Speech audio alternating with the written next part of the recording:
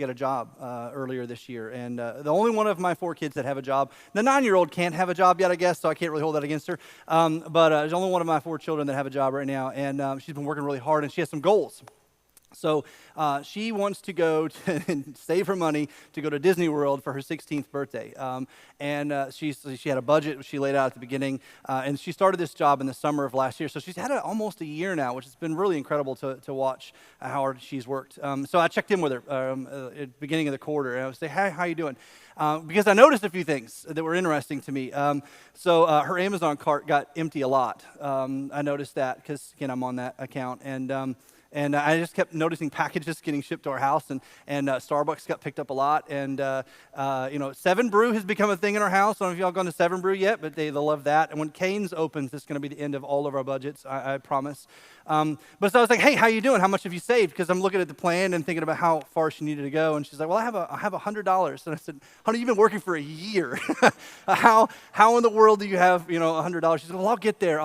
And I had to say to her something that she had to like roll her eyes at because she heard it on stage not long ago. Direction, not intention, determines your destination, right? Direction, not your intention, determines your destination. You can have the best intentions in the world to save money or, work on your relationship or, get ahead at work, get ahead with school. You can have the best intentions in the world, and all of us probably do. I mean, I'm looking at some really well-intended people. I know it in our hearts. We know the kind of people we want to be, and we know that where we want to end up. But oftentimes, our decisions aren't really getting us there, right? Our decisions aren't going to get us there. And look, parents, you know this. You think about this with your kids. It's easy to point out in our kids that are in our home, right? Like, you want to go to college one day, and you're not really working all that hard in school. Like, if you want to go to college, you're going to have to work hard, right? These grades matter. How many times have I said that? These grades matter, right? They feel like they don't, but these grades matter. Or, you think about this with your work. You know this. You want to get a promotion, right? It's not just smiling in front of the boss, right? You got to work hard. Your work has to show, and they have to look and see initiative in you and see that things are different, right? As adults, we know this too with our own budgets. If we want to get out of debt, we can't spend money. That stinks, doesn't it? If only we could get out of debt and spend money, what a beautiful world it would be. But that's just not how it works. So if we had a money tree, if anybody invents that, let me know. I'll plant one. But again, it's not our intentions that are going to get us where we want to go. It's our direction, the decisions that we're making. And the biggest thing that we have to overcome in our culture today is understanding this, right? Because oftentimes we have, especially in our relationships, the significant other relationships, the spouse relationships, we have this hallmark picture of what we want our marriage to look like, or what we want our dating to look like, or what we want our engagement to look like. But we don't have we're not making the decisions that are going to make that happen, right? We have this picture, this kind of happily ever after prince and princess style view picture of marriage, but our decisions aren't getting us there. And let me just be honest and throw all my cards on the table. I think that's a terrible view of marriage anyway, but I digress, all right? Now hold that thought. We are in a series called Love-ology. It is part 4 today. We're finishing this up. We're landing the plane. If you're new and you haven't been along here with us, all of the previous 3 messages are available on our website. You can check those out. Some of you are relieved that the marriage series is going away. Some of you are like, "Oh, I want some more." And I know that because I've been getting really great emails and text messages. Thank you for those of you that have been interacting with this. Why do we talk about this at church? Well, 2 reasons. Number one, most of us, if not nearly all of us, are going to want to be in a significant relationship one day, or we're already in a significant relationship right now. And the truth is, the way most of us think about love isn't strong enough to support the relationships we actually want, right? Now, 2, again, why are we talking about this in church? Well, Jesus had a lot to say about relationships. In fact, he had a lot to say about love.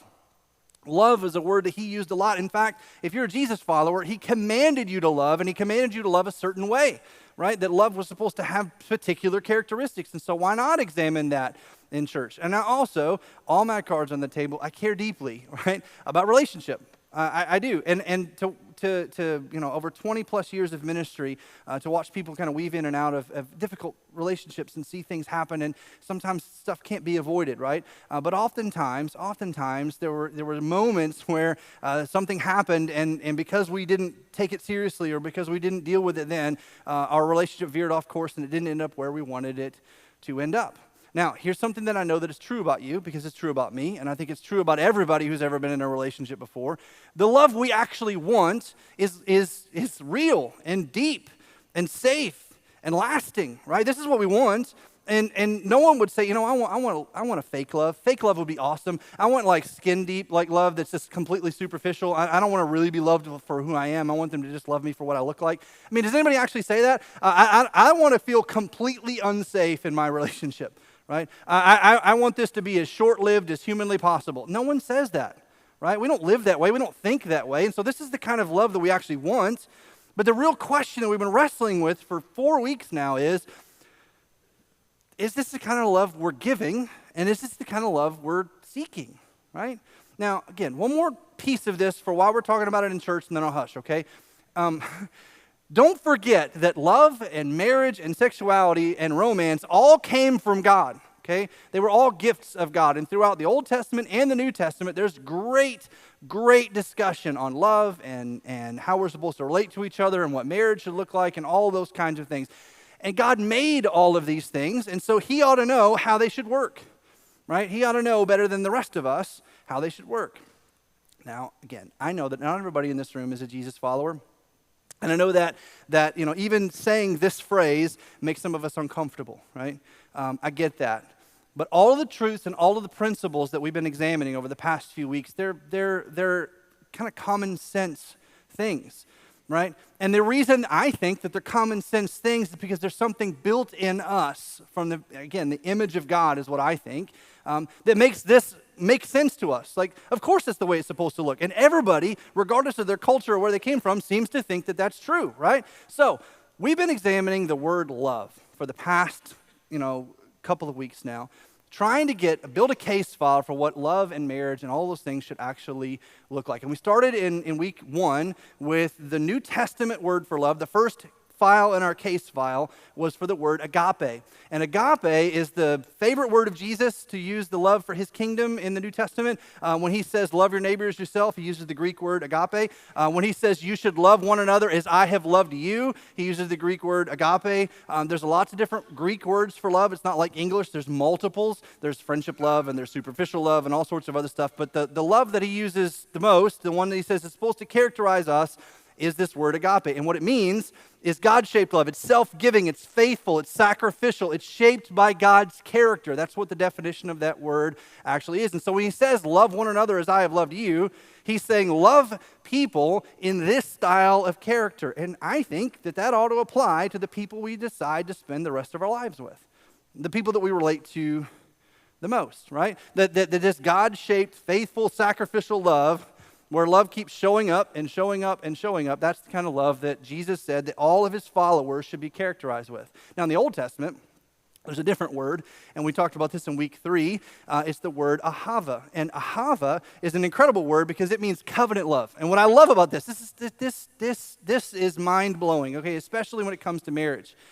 What ahava is this idea that you draw a circle, okay? Ahava is this thing you step into. It's a binding love. Ahava is a bond to live inside, okay? And what God did with the Israelites when he used this word ahava was he drew a circle and he stepped inside it with them. And no matter how messy things got with them and no matter how much they, didn't do what he asked them to do and no matter how many times they broke the covenant, God stayed in the circle and committed to them. Over and over and over and over. And what I said was that in marriage, the best kind of relationships we can have are the ones where we step inside this covenant, right? If you get married in a church, a pastor probably stood in front of you and said something like, this covenant between you two and God or something like that. Or they said, these words we say to have and to hold till death do us part, all those wonderful things.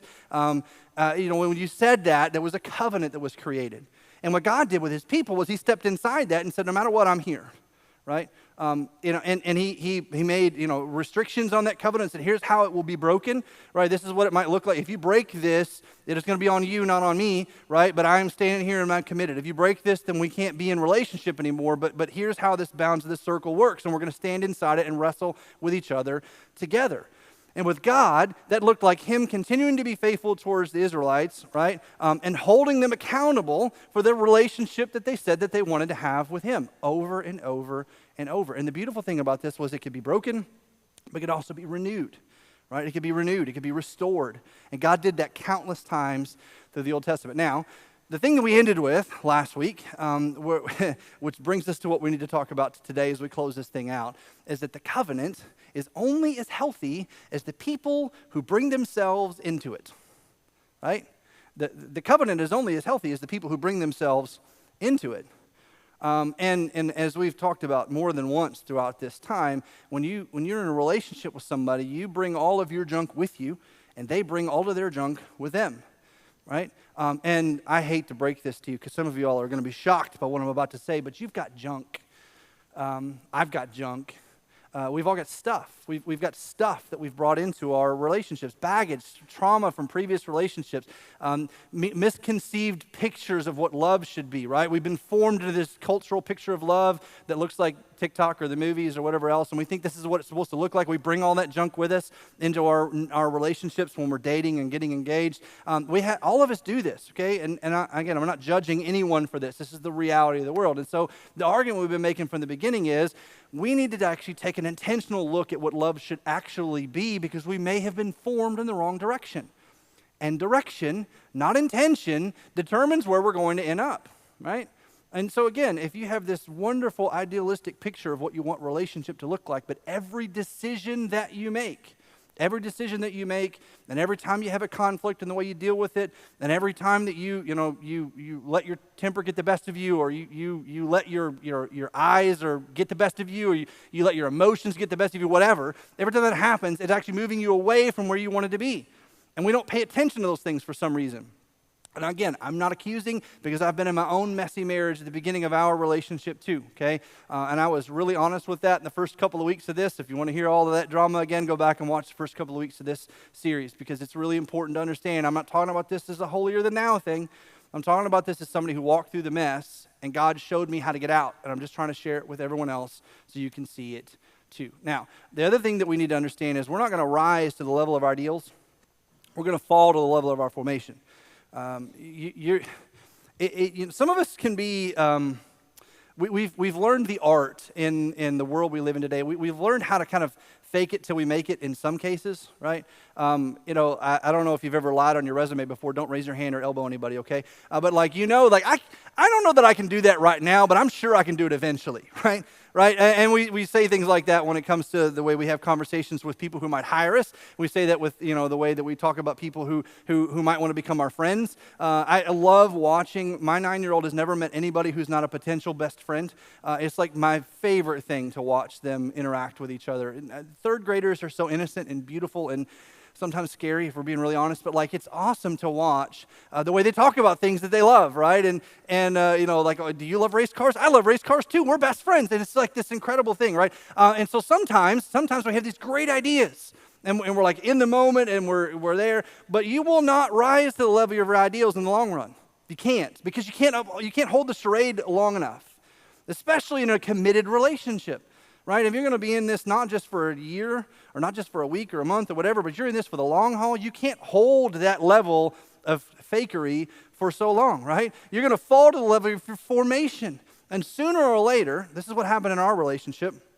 I remember joking with one of my uncles. This is horrible. I can't believe I'm telling this story on stage, but it's the truth. And so, again, I've vowed to be as transparent as I possibly can be, so you're going to get all the stuff. But I remember Shannon and I were dating, and I was madly in love with her, and I could not wait to spend the rest of my life with her. And I knew that, that was what I wanted. I wanted to be married to her, and we were going to have kids, and we we're going to have a house, and I had all these dreams and plans, right? But when I asked her to marry me, by the way, when I asked her to marry me, she said maybe. I kid you not. Ask her. Next, she's working at kids today, but when next time she's sitting over here, somebody say, hey, did you really tell Drew maybe? And she will say, yes, she did. Anyway, not that I'm scarred by that. Moving on. So when I asked her to marry me and she said yes, right, and we got engaged, I remember joking with my uncles oh man, I can finally relax, right? Oh, I got her, right? Now she's going to marry me, and all of the, been holding this line, I don't have to do that anymore because now we're good. And my uncle, because he was biblically grounded and an incredible human being, goes, "You're an idiot." Because uncles can do that, they're allowed, right? And I'm sure he's watching this right now, and he'll tell you that story is true too. Like, "You're an idiot. What are you talking about?" Right? No, you don't get to quit now. You're just getting started, right? But sometimes we have this, like we made it. We've arrived. It's like a arrival fallacy that, like, oh no, now we have the ring on it, and everything's going to be fine, right? Because every Disney movie you've ever watched ends when Prince Charming and the princess get married and they ride off into the sunset and live happily ever after. But you don't see what happens when they come home and realize he's a snorer and she chews her food really loud, right? You don't see all of the stuff that happens after. You're not going to rise to the level of your ideas. You're going to fall to the level of your formation. Sooner or later, what's on the inside is going to come out. And the sooner you know that, the healthier your relationships are going to be. And look, if you're in the phase of dating or courting or contemplating having a relationship one day, this is so important. This is huge. Because now when you admit this, you can have agency in the messes that might show up in your relationship, right? And Jesus, one of the things that Jesus talked about throughout the New Testament was so important to him was us owning our part of the mess. Like, that we have to own the fact that we've contributed to where we are. And then when you can do this in your relationships, I'm telling you, it will become far healthier as a relationship just by owning up to your part of the mess. Now, the question I left you with last week that was kind of haunting and difficult was, I wanted you to contemplate for 7 days, what in me keeps sabotaging the love I say I want, right? So to close this out and to kind of take all this stuff and hopefully give you the one last layer that I think you need to kind of put this into practice, I want to talk about wisdom. Okay? I want to talk about wisdom. One of our key phrases for kids ministry is we teach our elementary school students to want to make the wise choice, right? The wise choice as God would define the wise choice. We want to make the wise choice. And not all of us are perfect, and we're not going to make the wise choice every time. But if we can hedge our bets by making more wise choices than not, then eventually, right, wisdom will carry the day in our lives, and we'll grow because of that. So I want to talk about wisdom, making the wise choice in our relationships, making the wise choice in our dating, making the wise choice in our engagement, right? What does wisdom look like when it pervades relationship? And the reason I want to do that is because wisdom is way more concerned with trajectory than intensity, right? Emotions are concerned with intensity. And look, having been married almost 20 years now, I remember and still have, right, even to this day, those like butterfly moments where like I see my wife, I'm like, that's my wife, this is incredible. And like I remember when we were first dating, like every word she said would just like make my heart pitter patter kind of thing. And I'm sure she felt like that for the first 5 minutes about me too. But like, the intensity of that, I'm a hopeless romantic, as I've told you. I write poetry and all the kind of, buy my wife flowers, all the things, right? But that doesn't last as long as wisdom does. And emotion it cares about the feeling. It cares about the feeling and the intensity, but wisdom is concerned about where you're going, the trajectory. Where is this headed? And the person I want to go to answer some of these questions is actually King Solomon. And King Solomon wrote a book called Proverbs in your Old Testament. It's a little bit difficult to find. It's in the wisdom literature section of your Old Testament. And I want to read you 3 separate Proverbs. We're going to talk about them one at a time. And when you read the book of Proverbs, it's kind of strange because it feels like every single line is a one-liner, and that's kind of true. There's some connection to it if you really study it. But honestly, what wisdom was a big deal to Solomon because he actually prayed for it. When Solomon took over as king from his father David, God said, "What do you want?" Right? What do you need to be able to be king? And Solomon said, "I would like to be wise. I want to have your wisdom. I want to have your mind. I want to be able to look at the world the way you do."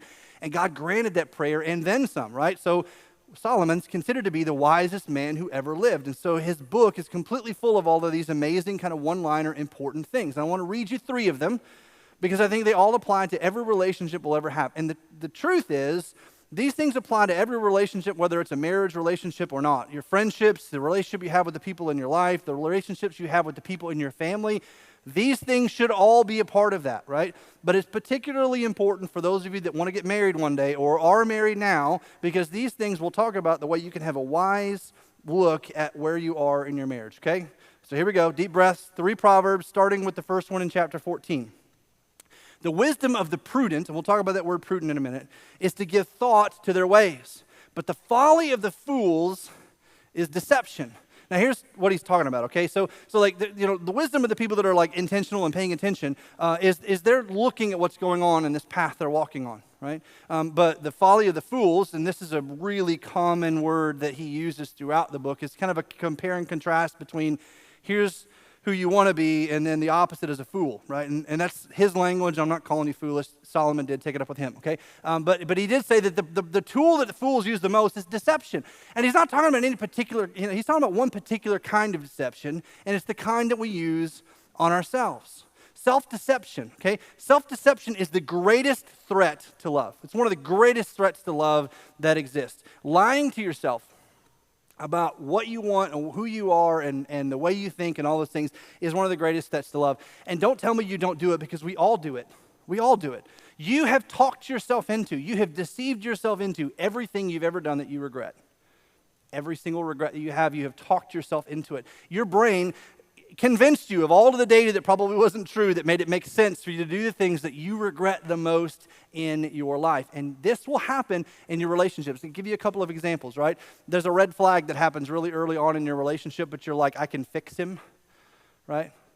Nobody laughed at that, okay? Like that might have been a shocker, but like, I don't like this, but I can fix him. Or, I'm not really sure, I don't really know why I feel weird about this, but she's going to be fine, right? I'm not sure, again, I think this is okay. We'll work it out. She'll be better. He'll be better, right? And we talk ourselves into stuff. We deceive ourselves about what we're really seeing. Now, let me own something really quick, okay?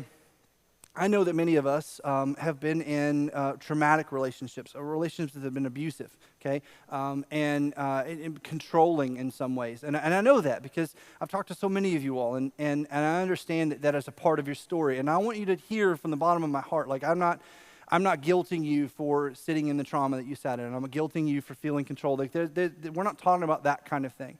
But what we are talking about is when we see those moments happen, those red flag moments happen, and we don't decide to have a conversation about it, we just think time will fix it. That is one of the biggest lies we tell ourselves about relationship. We just need time. Time will fix this. Time will fix him. Time will fix her. We'll just work it out. We're just going to take a little bit of time. Having the conversation sooner rather than later, in the most loving possible way you can, is better. You want to know why? Because when you're having that conversation 5 years from now, you're not going to be as kind about it. When you're having that conversation 6 years from now and you've been putting up with this thing that you saw when you first started dating and you never talked about, it's going to be a lot harder to go, I've put up with this from you for the past 6 years, but I can't do it anymore. And that's going to be a completely different conversation than it would have been by going, hey, can I ask a curiosity question? I'm coming with curiosity, not judgment. Can I ask you something? Self-deception is one of the greatest threats to love because it makes us kind of gloss over stuff that we ought to talk about. Now, look, let me say this, okay? There are no perfect people sitting in this room. There's no perfect person on this stage, okay? I promise. So I'm not talking about, like, again, my wife found out I snored when we got married, and she has had to deal with that for the last 20 years, okay? I'm sorry. That's a reality. And again, I'm not talking about the stuff where, like, we learn each other and we love each other through those things. Okay, if you're married and you don't have any of those, I don't know what you're looking for, but you've missed it, okay? Because we all have that stuff. We all have these little flaws and things that are a part of our lives. I'm talking about character issues, things that are inside of us, our integrity, right? And there were red flags early on when we were dating, and then when they cheated on us, we're like shocked about it. But we saw the signs, and other people saw the signs, and we didn't have this conversation when we needed to. That's what self-deception is. Wise love examines the path. That's what Solomon is saying. Where are we headed? What is this road going to lead us? Wise love examines that. Number 2, the second proverb I want to talk about is from Proverbs chapter 22, verse 3. It says this: the prudent see danger and take refuge, but the simple keep going and pay the penalty, right? Penalty is consequences, right? And I know for some reason, I don't know how this became a thing in the church, but we've kind of gotten to a place where, especially in the non-denominational world where we all are, where we say things like, well, there's no consequences to this. God loves me unconditionally, and so he loves me enough to say, hey, you're a bonehead, but I'm going to let you off the hook here. That's just not true. First of all, there's 2 problems with that. Number 1, consequences are not always punishment, okay? Sometimes they just reality are revealing the path we've been walking on. Like sometimes, again, I think about this with my kids. When it comes to their grades, and I'm really spoiled. My kids work really hard, but it's funny to me when report cards come and the kids are like, "Oh my gosh, how do I have a C? I don't get it. I don't understand." We're like, "Well, what did you do with your homework for the past semester?" "Well, I turned in some of it." Well, there you go. That's just reality revealing the path. Your principal doesn't hate you, and your teacher's not punishing you. They're just revealing the decisions that you made. And sometimes consequences are just a revelation of the decisions that we made, the path we've been walking all along. We give God a lot of blame for stuff that he's like, "Look, I warned you." I think oftentimes when we look through all of the moral stuff in the Old Testament, and even the way Jesus talked about sin in the New Testament, and we go, well, like, "Oh my gosh, I know Jesus said that was wrong, but I didn't think this would happen," right?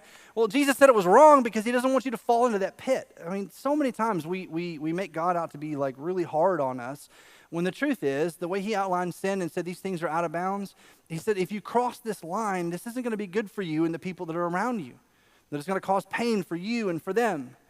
And every time that happens, we want to blame him, but sometimes consequences are just a reality revealing itself on the path we've been on. Now, that being said, we also have to admit that consequences are a part of God's moral order. He chose this. In fact, Solomon just told us that, again, when there's danger coming, we're going to pay the penalty for that. When we're making a decision that we know is not God's best for us, when we decide to do something that we absolutely know. I think that this happens when we don't know, but so many of us, we make decisions, we talk ourselves into stuff that we know is not good for us, and we do it anyway. And then when it goes horribly wrong, we get so upset, right? "Oh my gosh, how did I get here? How did this happen?" Consequences are a part of God's moral order. This is how he keeps us in line. As a parent, I get this. As a parent, you get this. If you're not a parent yet, trust me, when you have kids, you will. Right? I want to do my absolute best to keep them as safe as humanly possible, but I also know that every once in a while, I have to let them walk the path that they are on, as long as it doesn't lead to mortal danger, so that they will fail and understand, "Oh my gosh, I shouldn't do that," right? Consequences are a part of God's way of training and teaching us, so that we know what's right and what's wrong. And so what Solomon would have you do, he says, wise love responds to danger. When you see it coming, do something, right? Don't just sit there, do something. When wise love responds to the danger that it sees, it makes a decision. Now, the third and final one, Proverbs chapter 14, verse 15, it goes like this. The simple, and I hate it that he keeps calling us simple, right? But the simple believe anything, but the prudent give thought to their steps. Again, we'll talk about prudence in a minute, but what he's trying to get across here is that if you want to be the prudent, if you want to be the intentional, if you want to be the one that's like paying attention to what's going on, then you have to think about the steps you're taking, right? So we talked about the path and we talked about danger. Now he's like getting down to the very steps, right? Every step we take, it matters, and it's carrying us someplace on the path that we're on. And sometimes we veer so quickly, right? And I'm not talking, we wake up one day and it's like we're in the alternate reality from Back to the Future 2. Like, how did we get here, right? Somewhere along the way we took a step and we ended up in a place we wish we really weren't. So what Solomon is saying is that wise love discerns each step, right? When we're at milestones in our relationship, when we're you're dating and you're finally talking about putting a ring on it, right? What are the steps you're taking? When you're looking for someone to date, right? What are the steps that I'm taking to be the kind of person that the person I'm looking for is looking for? And then when we're married, this last week when we had this fight and nothing came out of it, is that the right? Did we do this right? Should we have talked about this differently? And let me back up by putting a layer over this so you understand this word prudence. We've been talking about prudence for a few minutes. So I want to explain prudence to you so you understand why Solomon picked that word. Because he could have picked a lot of other words, right? The wise, the smart, the intentional. But prudence is a really powerful word, and it's one that we should apply to all of our relationships, married, dating, friendship, whatever, okay? Prudence is this. It's the wisdom to see when a path is leading, where a path is leading, and choose the next right step. So the prudent are the people that are looking at where they're going, and they're choosing the next right step one at a time, right? They're just paying attention. The prudent are people that are paying attention. And I hate it that we have to talk about it like that, but so many of us are in autopilot when it comes to our relationships. And we don't think about the reality that we've been formed into a picture of love that was given to us not by God, but by culture or by the people around us or by the broken homes we grew up in. I've talked about this off and on in different places. I grew up in a home where, my parents loved me, and I knew that, right? But they had their own stuff. And their marriage was kind of up and down, especially early on when I was, or when I was a teenager, just watching it back and forth. And so the only real picture of marriage I had was theirs. So when I stepped into mine, I thought that's what it looked like, right? And when I met my wife and I met her parents and all the things that were going on, I was like, there's something vastly different here, right? This is not, again, I just kind of walked into it on autopilot. And when I started being intentional, our marriage got better. And when she became intentional, our marriage got better. Our just staying awake and off of autopilot made our relationship better. And if you are walking in a dating relationship or an engagement or a marriage on autopilot, I am giving you the wake-up sign, okay? Turn it off and pay attention. Because you're either, if you're like in a mess and you don't know why, like this is the time to fix it before it becomes a mess you can't fix. Right? This is so hard, but I want to say it. I've been thinking about whether or not to say this or not, and I really feel like I have to. Most of the time, not all the time, but most of the time, when people call the pastor, they call a counselor about their marriage, like it's been a mess for a long time and they haven't done anything. And by the time it comes to me, it's like, oh my gosh, like, okay, well, let's see what we can do to sit down and talk this out. But you've been on autopilot for a really long time. And now might be the opportunity to just kind of say, hey, let's get intentional for a minute. And the only way to make this work, let me say this right now, if this is what the decision you need to make in your relationship, the only way to make this work is to do it the way Jesus would do it, which is with grace and mercy and intentionality. Grace, mercy, and intentionality to go, hey, we've both contributed to this. Start with I have contributed to this. If you can't start with your own agency, you can't start this conversation. I have contributed to where we are, and I would love to see us be in a healthier place. Can we talk this through? And if your spouse, or your significant other, comes to you and says that, have the bravery and the courage to commit to that conversation, because that means they care about you enough, right? We want to think when our men, we do this. I'm sorry, I'm going to throw us all under the bus. We do this thing when our wives say we need to talk. What do? We find something really busy to do, right? Like, I got to go clean the garage. I've got to toothbrush every drain in the house. I've got to, and we find something to do that makes us look like we're busy and we don't have time for that conversation. We're avoiding something really, really important. And if our spouses come to us and go, hey, can we have this conversation? And they do it by saying, I've contributed to where we are, and I love you, and I want to make this better, and we turn that down, then whatever happens next is on us, not on them. We got to own that. We got to understand that. So what does prudence actually look like? Well, in dating, here's a couple of examples. Number one, we ask questions like, where is this relationship going? Where is this taking us, right? If you're in the dating world right now and you really love this person that you're with, ask yourself this question: where's this relationship going? Number two, what is this person's character producing? This is a really important one, right?